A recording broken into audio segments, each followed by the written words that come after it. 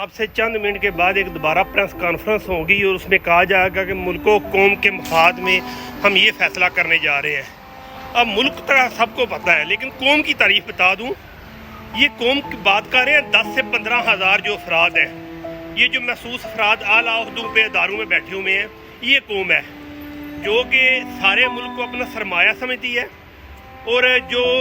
اس قوم میں ان قوم کے انڈر جو عوام ہے نا، عوام ہے وہ جناب اس کو اپنا غلام سمجھتی ہیں۔ یہ وہ 10-15 ہزار افراد ہیں جن کو دادا یا ان کے پردادا جنہوں نے نہایت کمپلسری کی زندگی گزاری، اور ان کے دادا پردادا نے ان کو کہا تھا کہ پتر کدی موقع لبا دے چودھری دے گڑوی پھڑنا ہے۔ اب چودھری کون ہے؟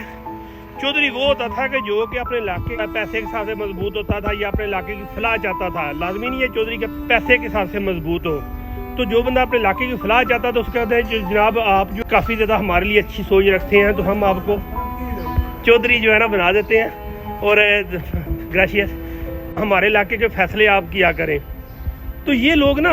جوکر قسم کے ہیں، اور خود کو جو اس طرح نہیں بندر اور ریچھ لے آپ جس طرح لوگ شفر کرتے تھے، یہ وہ قسم کے ہیں کہ جو کہ خود کو امیجنی طور پہ چودھری ظاہر کرنا چاہتے ہیں۔ بے شک ان کے پاس پیسہ آ گیا ہے، ملک کا سارا سرمایہ آ گیا ہے، لیکن چودھری جو ہے نا اپنی عادتوں سے بنتا ہے، چودھری زبان سے نہیں بنتا یا پیسے سے نہیں بنتا۔ اب یہ دوبارہ خطاب کریں گے، لیکن میرا ایک ہی مقصد ہے کہنے کا کہ عوام کو قوم نہ بنو، عوام بن جاؤ، کیونکہ قوم تو یہ ان کے پاس آ گئی ہے۔ اگر قوم ہی بننا ہے نا تو یک زبان ہو کے بولنا پڑے گا کہ ہم قوم ہیں، ہم اس ملک کے پاسباں ہیں، اور ہم اس ملک کے لیے کسی کو بھی اس طرح سے اجازت نہیں دے سکتے ہماری مرضی کے خلاف کوئی فیصلہ کریں۔ بہرحال جو کچھ ہوا ہے نا پی ٹی آئی کے لوگوں کے ساتھ جو ہو رہا ہے یہ بھی ہونا ہے، اور وقت کے ساتھ ساتھ